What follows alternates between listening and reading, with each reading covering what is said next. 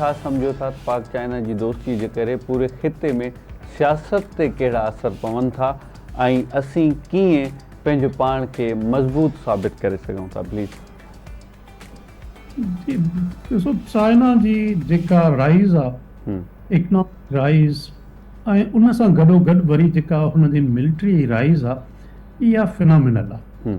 इहा को वर्ले को अहिड़ो मुल्क हूंदो जंहिं चुप करे ऐं पीसफुली एतिरो जल्दी एॾी वॾी तरक़ी कई हुजे जंहिंमें के करोड़ा माण्हुनि खे गुरबत ते लकीर खां मथे खणी अची हुननि खे मिडिल क्लास में शामिलु कयो हुजे।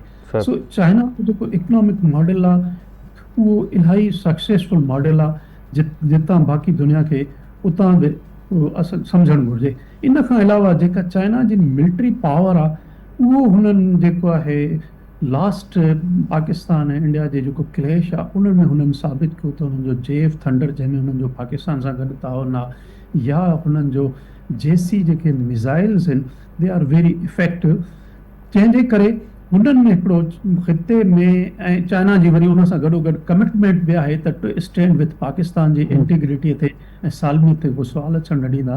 सो इहे इलाही वॾा स्ट्रेटेजिक जेके कमिटमेंट्स आहिनि चाइना जूं, इहो ख़िते में हिकिड़ी स्टेबिलिटी आणींदा ऐं स्टेबिलिटीअ खां पोइ होपफुली इकनॉमिक डेवलपमेंट जो हिकिड़ो फेज़ शुरू थींदो। बिल्कुलु ठीकु। अच्छा साईं, छा सम्झो था असांजी नौजवान नस्ल पाक चीन दोस्तीअ मां छा सिखी सघे थी? चाइना ॾिसो राइज़िंग पावर आहे। असांजा ॿार जेसि ताईं वेस्ट जी हिकिड़ा इकनॉमिक मॉडल या सोशल मॉडल उनखे सक्सेसफुल मॉडल सम्झो पियो वियो, ऐं वरी असांजा लैंग्विस्टिक कनेक्शन्स बि अंग्रेजीअ जे करे असांजा वेस्टर्न सिविलाइज़ेशन सां इलाही घणा कनेक्ट थी विया। असांजा ॿार लंडन ऐं अमेरिका ख़ासि तौर ते पढ़णु वेंदा हुआ। पर जीअं चाइना हाणे नओं इकनॉमिक पावर थी उभरी रहियो आहे, इन करे बहितरु थींदो असांजी जेका यंग जनरेशन आहे उहा चाइनीज़ लैंग्वेज बि सिखे, चाइना जो विज़िट बि करे।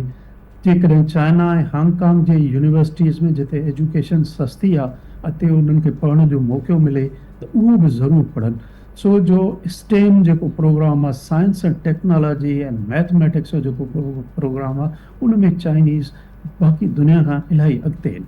सो स्पेशली उहे असांजा जेके नौजवान जेके इंट्रस्टेड आहिनि साइंस एंड टेक्नोलॉजी ऐं अहिड़नि जदीद इल्मनि खे सिखण लाइ, त उहे चाइना ऐं हांगकांग जे जेकॾहिं यूनिवर्सिटीज़ में शॉर्ट कोर्सिस या लॉन्ग कोर्सिस या डिग्री प्रोग्राम्स में जेकॾहिं शिरकत कंदा त इहो उन्हनि जे लाइ इलाही बहितरु थींदो। ठीकु साईं।